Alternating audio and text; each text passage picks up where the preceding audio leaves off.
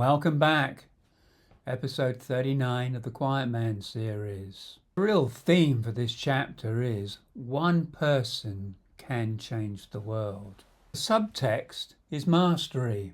And if you remember my premise of 14-year cycles, I was coming probably to the end of the mastery cycle. So 2009, 2010, I was coming up for 56, so that was the end of that fourth cycle. So we had childhood, young adulthood, maturity, mastery, certainly mastering my craft as being an executive coach and doing team development. The three forks exercise I'd done a couple of chapters back with Roman had developed into what I call the three spaces model. And Roman had actually shown it to a friend of his, a woman called Polly Higgins. And Polly asked if she could meet me. Now, Polly was an absolutely fascinating person. She was an ex-barrister, and she really wanted to change the world. She wanted the UN to adopt an international law of ecocide. And the law would hold corporations to account for the rape and pillage of the planet. And she wanted to use my three spaces model, which is the idea of moving from dependence to independence to interdependence, in a presentation that she was going to make to President Obama. Of course, I said yes. But so let's go back and look at Polly's premise around this international law of ecocide.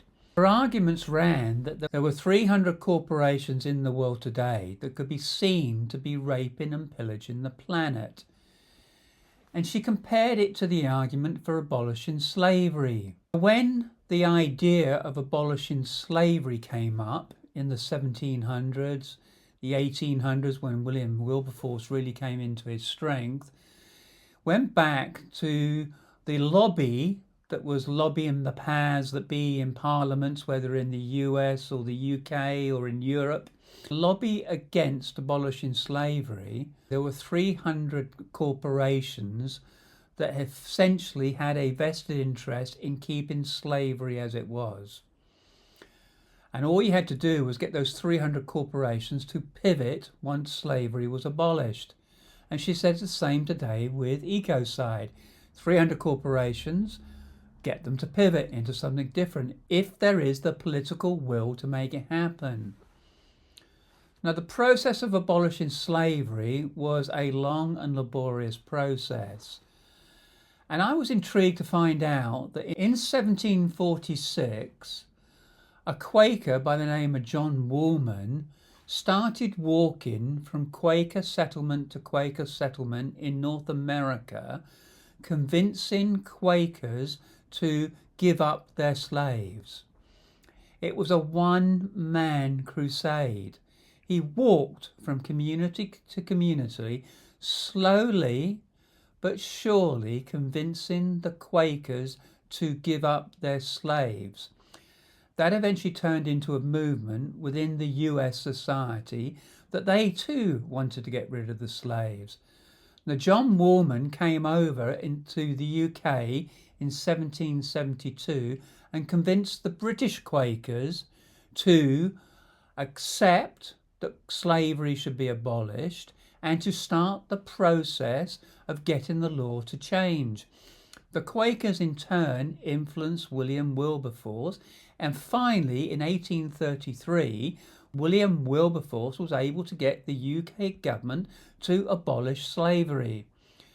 The US government didn't do it until 1865. Once slavery was abolished, the 300 corporations that had a vested interest in that abominable trade of slavery pivoted and turned their eyes to something else. Polly's argument was that if we can get the UN to adopt a law of ecocide and hold corporations to account, and there was the political will to make it happen, they too would eventually pivot all their commercial efforts into something else. Never underestimate the power of what one person can do. Unfortunately, Polly didn't live long enough to see her law actually come into being.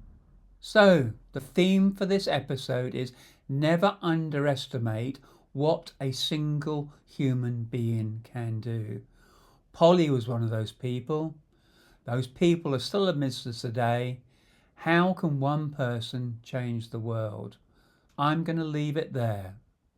If you've liked this, give it the thumbs up. Please comment on it. Please share it with your friends. But never underestimate the power of what one person can do. And that could be you.